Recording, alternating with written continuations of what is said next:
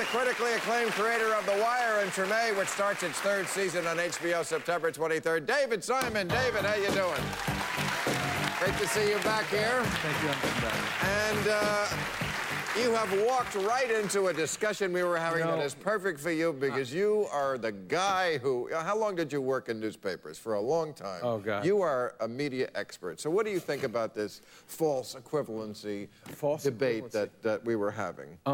Well, I got to walk something back before... I'll go there, but let me walk something back that I was listening. And I started to twitch at the beginning with the debate about whether or not, who Bush, who left us with the numbers and the back and forth.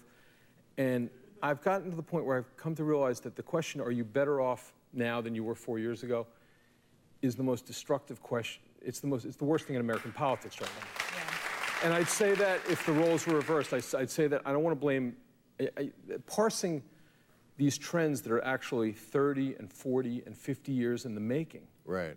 Is the most destructive thing. It's what's trashing the election. Well, you know, when I think of that question, I check my pants. If I've shit them...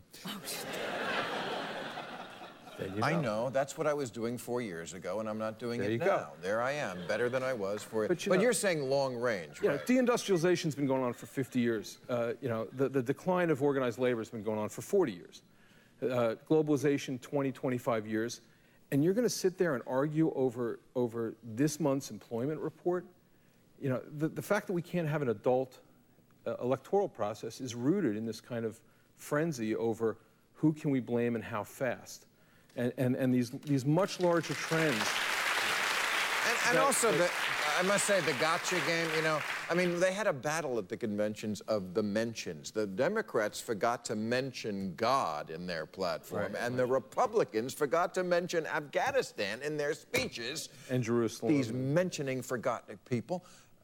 I mean, to me, the fact that they both forgot to mention the drug war, which I know is something dear to your heart. You can only do that in your second term. That's a second-term mention. That's true. You cannot blame... Nobody's fixing the drug war in their first Especially the first black president. No. You cannot blame the first black president for not getting in there. It was Nixon that went to China, and it will be some reactionary Republican that actually looks at the drug war and says, you know what, this isn't costing. So you think in his second term, Obama wouldn't go there?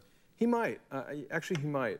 I don't think you can avoid going there at this point. The rates of incarceration have reached the point where we are now the jailingest country on the planet, and the jailingest. Jailingest. I never heard. I'm from Baltimore. I go with that. But that's right. We're more than any other country, the highest percentage, right, of people of our own totalitarian states. Not just percentage. We jail more actual bodies. We're the greatest country in the world. We have the greatest people. At the convention, nothing but kiss everybody's ass. But we throw more of our own people into jail. And they are less violent than ever before. When I started as a police reporter, federal prison population was 34% violent offender.